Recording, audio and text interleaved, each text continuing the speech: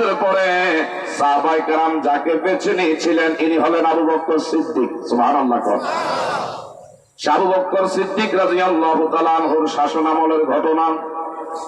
আমার ভাইরা, উনি রাষ্ট্রভার দায়িত্ব পরিচালনা যখন হাতে নিলেন, চিফ জাস্টিস প্রধান বিচারপতির দায়িত্বে ছিলেন খলিফাতুল মুসলিমিন দ্বিতীয়। এখনো ইনি খলিফাতুল মুসলিমিন হয় না, ওমরে ফারুক ছিলেন প্রধান বিচারপতি। সুবহানাল্লাহ। প্রধান বিচারপতি কে? হযরত ওমরে ফারুক। ওমরে ফারুক কি নরম মেজাজের লোক না গরম মেজাজের লোক? এই যাকে মেজাজে ওহী বলা হয়, ঠিক করে বলেন আল্লাহু আকবার। যে ওমরে ফারুক রাদিয়াল্লাহু তাআলা রাস্তা বের হইলে এই রাস্তা দিয়া শয়তান পর্যন্ত বের হইতে সাহস করত না। আল্লাহু আকবার বলেন। আল্লাহু আকবার। সেই ওমরে ফারুক ছিলেন চিফ জাস্টিস প্রধান বিচারপতি। আমার ভাইরা, খলিফাতুল মুসলিম আবু বকর সিদ্দিকের শাসন আমলে ইনি সব সময় সাহাবায়ে কেরামদেরকে নিয়ে বসতেন, পরামর্শ করতেন। আমার কৌমের ভিতরে, আমার দেশের মধ্যে কোনো মানুষ না খেয়ে আছে কিনা, কষ্ট পায় কিনা, এই ধরনের কারো মাঝে কোনো ভুল বোঝাবুঝি হয়েছে কিনা, সেইটাকে নিরসন করার জন্য সাহাবায়ে কেরামদেরকে নিয়ে পরামর্শ সভার আয়োজন করতে বলেন। সুবহানাল্লাহ। হযরত ওমর আবু বকর সিদ্দিকের সামনে বলতেছে, খলিফাতুল মুসলিমিন আবু বকর, ও ভাই আবু বকর, আপনার রাষ্ট্রীয় পরিচালনার দায়িত্বের মধ্যে সুন্দরভাবে দায়িত্ব চলছে, তবে একটা জায়গায় আমার জানা মতে একটা বিধবা নারী আছে, তার চক্ষু নাই, অন্ধ, সন্তান নাই, নিঃসন্তানী, স্বামী নাই। এই মহিলা বড় অসহায়রত অবস্থায় আছে। আল্লাহু আকবার। খলিফাতুল মুসলিমিন সাইয়েদনা আবু বকর, আপনি যদি মনে কিছু না নেন, আমাদের কওমের ভিতরে একটা মহিলা বসবাস করে, তার স্বামী নাই, সন্তান নাই, চক্ষু নাই, অন্ধ, একটা বিধবা মহিলা। এই বৃদ্ধা মহিলা বড় মানবেতর জীবন যাপন করে, খাইয়া না খাইয়া কোন রকম এইভাবে দুনিয়া তার জিন্দেগি যাপন করে চলছে। আমার মন থেকে আমি বলছি, যেহেতু রাষ্ট্রীয় পরিচালনার দায়িত্বে আপনি, এই মহিলার জন্য একটা বিধবা ভাতা চালু করে দেওয়া যায় কিনা? সুবহানাল্লাহ। আবু বকর সিদ্দিক বলল, সুন্দর প্রস্তাব দিচ্ছেন, আমি আজকাল থেকে কার্যকর করলাম, আল্লাহর বান্দার জন্য বিধবা ভাতা চালু করে দিলাম। এখন যে বিধবা ভাতা, আমার বাবারা, বন্ধুরা, বয়স্ক ভাতা, এটা এখন না, আল্লাহর নবীর জমানাত থেকে ছিল, পূর্বে ছিল, এখন আছে। কিয়ামত পর্যন্ত যারা আমার নবীর ভালোবাসবে, মহব্বত করবে, ওই ব্যক্তি যদি ইনসাফের সাথে, আমার ভাইরা, সে যদি তার সমাজকে পরিচালনা করে, আল্লাহর আরশের নিচে তাকে ছায়া আল্লাহ দিয়ে দিবে। আরো জোরে কোন, আমরা সেই নবী চাই কি চাই না? সকলে বলেন আমিন। হযরত ওমরে ফারুক বলল, এই মহিলার লাইগা বিধবা ভাতা যদি রাষ্ট্রীয় কোষাগারের থেকে দেওয়া হয়, তাইলে তার জন্য একটু আসান হবে। কি হবে? আবু বকর সিদ্দিক তো খুশি, ঠিক আছে, আমি তার জন্য রাষ্ট্রীয় ভাবে বিধবা ভাতা চালু করে দিলাম। হযরত আবু বকর সিদ্দিককে ওমরে ফারুক বলেন, ভাই আবু বকর সিদ্দিক, এই মহিলার ফাঁকশাক করে দেওয়ার মতন একটা লোকের দরকার, রাষ্ট্রীয় ভাবে তার ঘরে একটা লোক নিয়োগ করে দেওয়া হোক। আল্লাহু আকবার। ইসলাম কত সহজ, ঠিক না? ঠিক, মানলে সহজ, না মানলে কঠিন। কি বলেন কথা, ঠিক না? ঠিক। আমার হযরত ওমর ফারুক এই প্রস্তাব যখন দিল, এর জন্য একটা সেবিকার দরকার বা একজন খাদেমার দরকার, তার ঘরের ফাঁকশাকের কাজ করে দিতে হবে, যেহেতু চোখে দেখে না, তার কাপড় চোপড় ধুয়ে মুছে দিতে হবে, ঘরটা ঝাড়ু দেওয়ার ব্যবস্থা করতে হবে। আল্লাহু আকবার। আবু বকর সিদ্দিক বলে, এটা তো রাষ্ট্রীয় ভাবে জনগণের ইনকামের ট্যাক্সের টাকার থেকে একটা লোক আমি নিয়োগ দেবো, তার বেতন দেওয়া লাগবে, এটা এইভাবে কেউ আসুনি, ফ্রি ভাবে তার খেদমত করে দেওয়ার। ওমরে ফারুক বলল, যাবো না, আপনি যদি রাজি থাকেন তাইলে আমি আল্লাহর বান্দির আমি সেবা করব, যত্ন করব। চিৎকার মেরে কোন সুবহানাল্লাহ। আরো জোরে বলা জানি আল্লাহু আকবার। ইসলাম কিভাবে পালন করছে আর আমরা কোথায় আছি? কি বলেন, কথা ঠিক না ঠিক? ওমরে ফারুক বলতেছে আমাকে ওই দায়িত্ব দেন। আবু বকর সিদ্দিক বলল আপনি তো চিফ জাস্টিস, প্রধান বিচারপতি, রাষ্ট্রীয় সব বিচার আছে আপনার কাছে। আপনি যদি ওই মহিলার ফাঁক শাকের কাজে চলে যান, ওই মহিলার রান্না বান্নার কাজ আপনি করেন, তার ঘর ঝাড়ু দেওয়ার কাজ আপনি করেন, কাপড় চোপড় ধোয়ার কাজ যদি আপনি করেন, তাইলে আপনার বিচারের কার্য পরিচালনা করবে কে? আমি আমার রাষ্ট্রীয় দায়িত্ব আদায় করার পরে বাকি যে সময় আছে ওইটা আল্লাহর বান্দির খেদমত করতে রাজি। বলেন সুবহানাল্লাহ। ইসলাম মানে শান্তি। এটা মারামারি ধর্ম না, এটা ফাসাদ করা ধর্ম না। কি বলেন, কথা ঠিক না ঠিক? এদিকে তাকান। ওমর ফারুক যখন এই প্রস্তাব দিলেন, ওই সেই আমার ভাইরা আবু বকর সিদ্দিক বলল ভাই ওমর তুমি একটু ধৈর্য ধারণ করো, দেখি একটা ব্যবস্থা করা যায় কিনা। সুবহানাল্লাহ। ওমরে ফারুক কয় ধৈর্য আমি ধরতে রাজি, তবে এই দায়িত্ব আমার সারা বিকল্প কাউকে দিলে আমি মানি না। রাতের বেলায় ওমরে ফারুক ওই আবু বকর সিদ্দিকের থেকে দিনের বেলায় পরামর্শ চাইলেন, আমি মহিলার ঘরের একজন খাদেম হইয়া খেদমত করব, অনুমতি চাই। আজকাল থেকে আমি রাতের বেলা আল্লাহর বান্দির কাজে আমি নিয়োজিত হয়ে যাব। সুবহানাল্লাহ। আবু বকর সিদ্দিক বলছে আপনি একটু ধৈর্য ধরেন। এই বইলা রাতের বেলা ওই সে আমার ভাইরা হযরত আবু বকর সিদ্দিক ইনি মনে মনে ভাবলেন যে আমি রাষ্ট্রীয় পরিচালনার দায়িত্বে আছি, এটা আমার উপরে দায়িত্ব। ওমরে ফারুক নিজে এত বড় চিফ জাস্টিস, প্রধান বিচারপতি হইয়া আল্লাহর বান্দির খেদমত করবে, এটা হয় না। ওমরে ফারুক রাতের বেলা মহিলার ঘরের দরজা চলে গেলেন। আল্লাহু আকবার গন। মহিলার ঘরের দরজা গিয়া সালাম দিলেন, আসসালামু আলাইকুম ইয়া আহলাল বাইত। ভিতরে থেকে আল্লাহর বান্দী সালামের জবাব দিয়ে বললেন আপনি কে? ওয়া আনা ওমরে ফারুক। আল্লাহু আকবার গন। আপনি ওমরে ফারুক, ব্যাপার কি? ও আমি আসছি মা আপনার ঘরের খেদমত করার জন্য। নারে তাকবীর, নারে তাকবীর। চেয়ারম্যান সাহেবের আগমন মাহফিল কমিটির পক্ষ থেকে চিৎকার মেরে বলেন মারহাবা। আপনাকে কষ্ট হয় নাকি? আলোচনা কি চলবে? হযরত ওমরে ফারুক মহিলার ঘরের দরজা দাঁড়ায় বলে মা আমি ওমরে আসছি আপনার খেদমত করার জন্য, একটু দরজাটা খুলে দেন।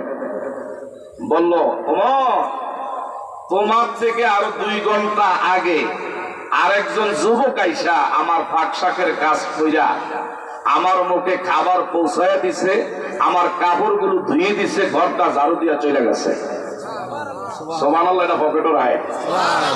আরো জোরে কর। আর এখন সাধারণ ফাতি নেতার কাছে সালাম দিলে জবাবও দিতে চায় না। কি বলেন, কথা ঠিক না ঠিক? যিনি অর্ধ পৃথিবীর প্রেসিডেন্ট ছিলেন তার নেছাত্তা দেখেন কেমন।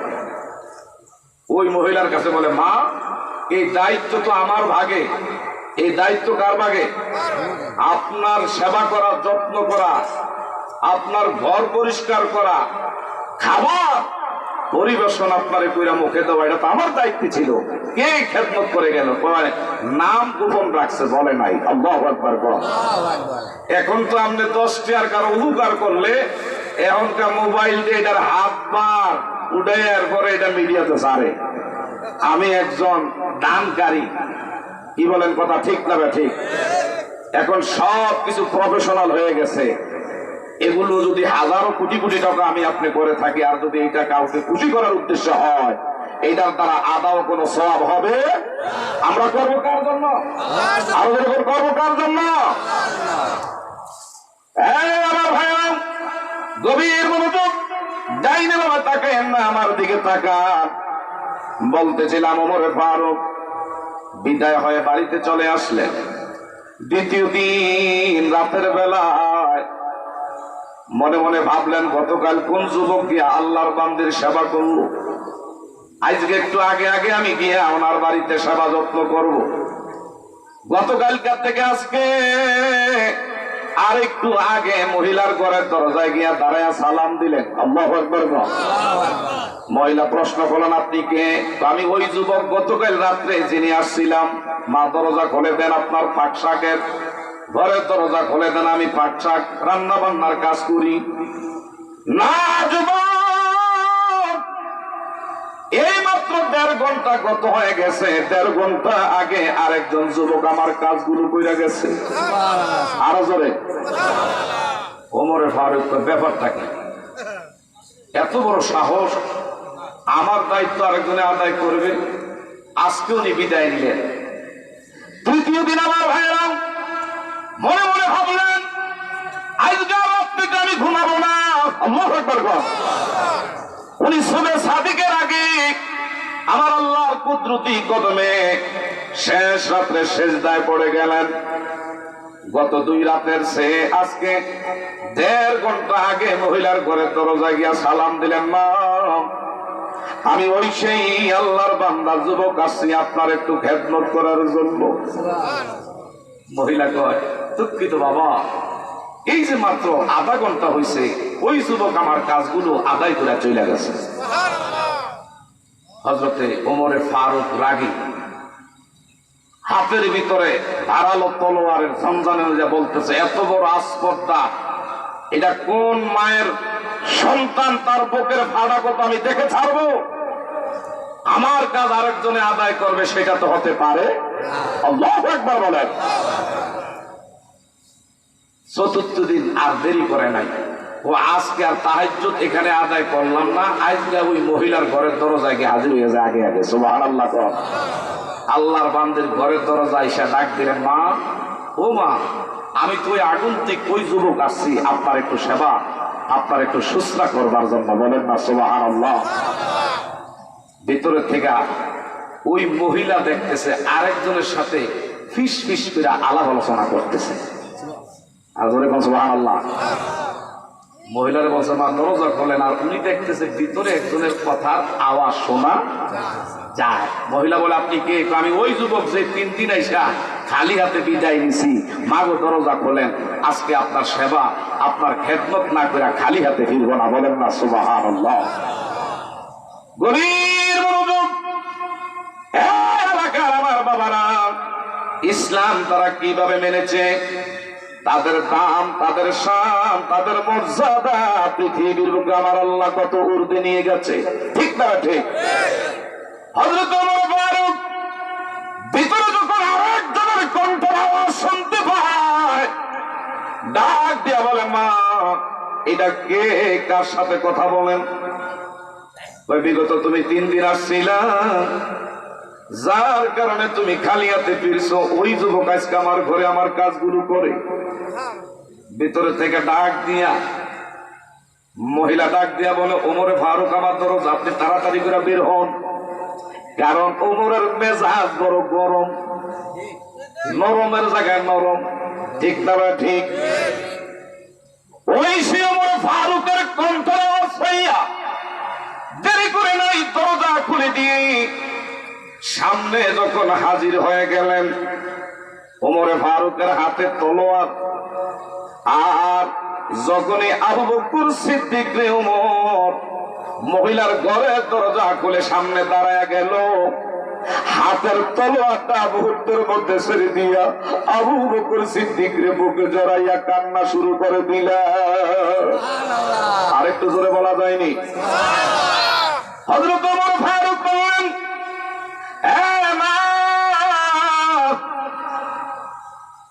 মাগো, এটা আমার গরম উমর। ওমরে ফারুক, এখানে যাস আমি তো জানি না। আবু বকর সিদ্দিক বলে, ভাই ওমর, তুমি মনে কষ্ট নিও না, তুমি একজন চিফ জাস্টিস, প্রধান মদিনার বিচারপতি হইয়া এই মহিলার তুমি খেদমত করবা, আর আমি দেশের ঐশী শাসনকর্তা হইয়া, আমি মদিনার প্রেসিডেন্ট হইয়া আমার অধীনস্থ একটা লোক কষ্ট পাবে। হাসরের ময়দানে আল্লাহর আদালতের কাঠগড়ার আসামি আমি আবু বকর হতে চাই না। আল্লাহু আকবার বলেন। আর এখন অনেক নেতা আছে গরিবের হক মেরা লাগে। কি বলেন কথা ঠিক না ঠিক? গরিব বিচার দিলে বিচার পায় না, তেলে মাথায় তেল দেয়, যার আছে তার দায়ী বিচার হয়। কি বলেন কথা ঠিক না ঠিক? না, এগুলো বর্তমান সমাজে নাই। আমার সে ফারুক রাদিয়াল্লাহু তাআলা আনহু ডাক দেয়া বলল, ভাই আবু বকর, এই দায়িত্ব তো আমি নিয়েছিলাম, আমার কাজটা আপনি করলেন। ও আমি কেন তোমার এই দায়িত্ব দেই না? কারণ আমি তো বর্তমান জনপ্রতিনিধি, সকলের বোঝা আমার মাথার মধ্যে চাপায়া দিয়েছে। আমার শাসন আমলে একটা আল্লাহর প্রাণী কুকুর যদি না খাইয়া মারা যায়, আমি হাসর ময়দানে তার জন্য আল্লাহর আদালতের কাঠগড়ার আসামি হয়ে যাব। আল্লাহু আকবার। যেমন ওমরে ফারুক, আমার নবী রাস্তা দিয়ে চলছে, হঠাৎ করে একজন ইহুদি পিছনের থেকে সামনে আইসা আমার নবীর গলা মোবারকের মধ্যে রুমাল মোবারক ছিল। একজন ইহুদি আমার নবীর গলা মোবারকের রুমাল মোবারকের দুই মাথা বের করে সামনে রাখছে। এই ইহুদি আইসা রুমালের দুই মাথায় ধরে সজোরে গলার মধ্যে ফাঁস লাগাইলে যেমনি আমার ভাইরা জিহ্বা বের হয়ে যায়,